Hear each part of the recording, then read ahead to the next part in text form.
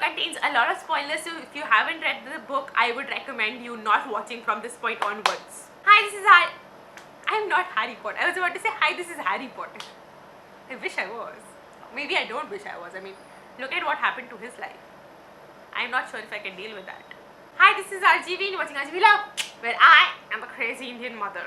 So I read Harry Potter and the Cursed Child and I have absolutely mixed emotions about it. I don't really love the book, but I don't really hate it. But I don't love it. I like it. I think I can say, can I say I like it? I think I like it. I like the book. The thing with the book is there's so many questions that are unanswered and weird. Like Harry's scar, how is that hurting? Voldemort's gone. Why is Harry's scar hurting? Is it because of I don't know, is it because of Voldemort's daughter? Is that it? And Voldemort's daughter, let's talk about that for a minute. Voldemort's daughter? Seriously? Voldemort had a daughter? Seriously? Like, fine, I can even get over the fact that Voldemort had a daughter, but with Bellatrix, I don't know how to pronounce her name. Bellatrix, how do you pronounce her name? Anyways, with her? Seriously? I knew she was madly in love with Voldemort, but seriously? I would have rather wanted, if the mother wasn't kind of revealed, so it was like just like an unknown woman, instead of it being somebody we kind of knew who was an idiot. Like, that's okay. I can't even imagine Voldemort going to Bellatrix. I cannot pronounce her name for this. Bellatrix. I don't know how to pronounce her name. Like, honestly, if the mother wasn't revealed, I would have been much more satisfied and much more okay than having the reveal of who the mother was. Also, Scorpius. I mean, he's a nice child, he's cute, but somehow Draco's child being so nice? Really? Does that happen? I don't know. Shouldn't he have like even a tiny bit of what his father was?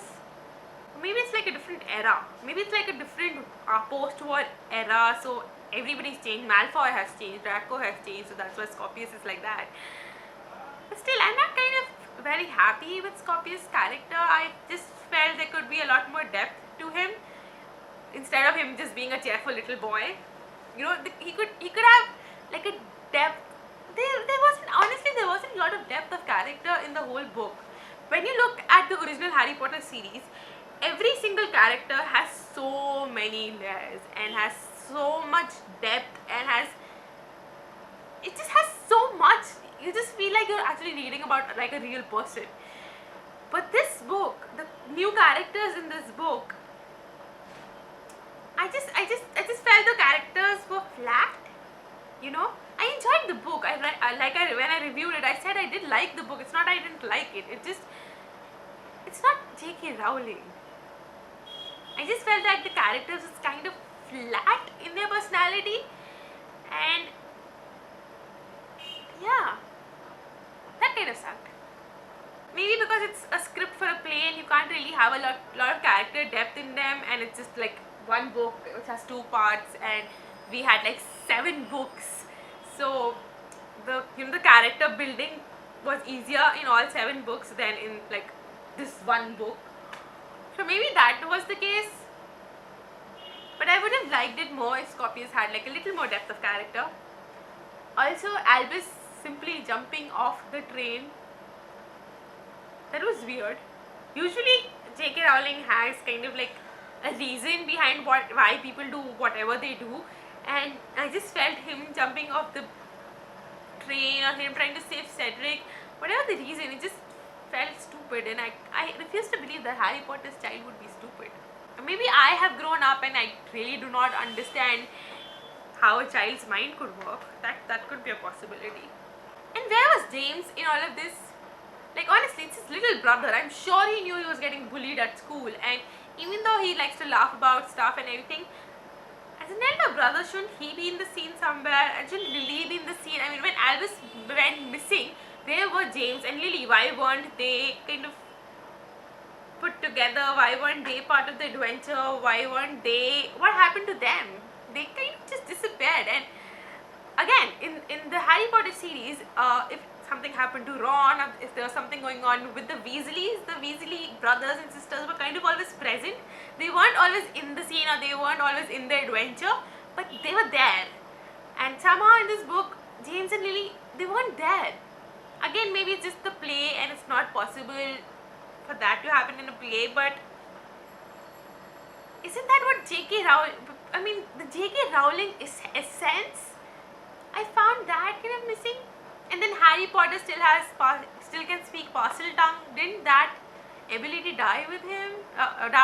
He didn't die. Yeah, he kind of died. When he died, didn't that ability die with him? I remember J.K. Rowling saying that somewhere. I may be wrong. So I may be wrong with that one. But since the Voldemort part of him was dead, parcel tongue should have been dead. Again, like an unanswered thing.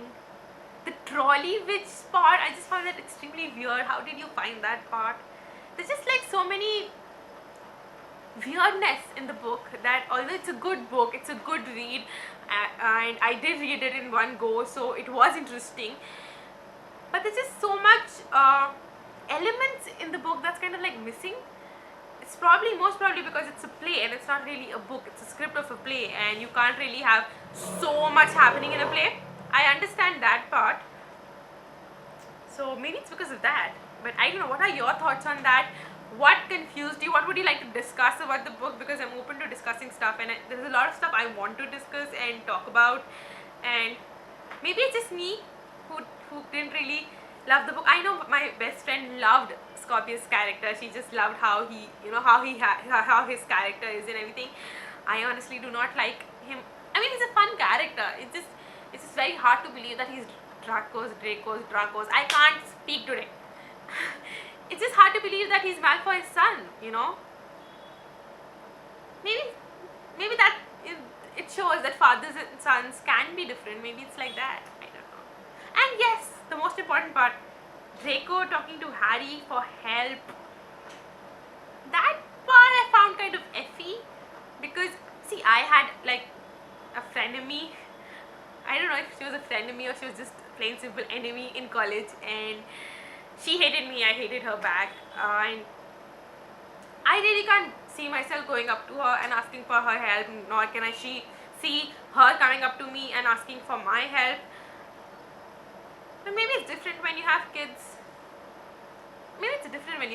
Because I can totally understand if I wanted something from, for Aravir and only she could do it, then I would actually keep aside my hatred for her and actually go and ask her for help. Okay, that part I understand. I think most of it, the parts that I couldn't really understand, the relationship between Draco and Harry now, and the adult characters, the relationships they have, maybe the reason I cannot really truly understand that is because I'm not at that age at the moment. I mean, I think Harry is shown to be 35 years old or something, and although I do have a child, I'm very, very young. I'm like 27, but okay, 27 is not very young, but still I'm young, whatever. But maybe, as I grow up, maybe then I'll be able to understand that kind of better, the whole paperwork of office better. But yeah, I don't know, there are a lot of questions that I have in this book, and when I read the book, it just didn't sound like a Harry Potter book, just simply because it's not how J.K. Rowling writes. It's not how she wrote Harry Potter,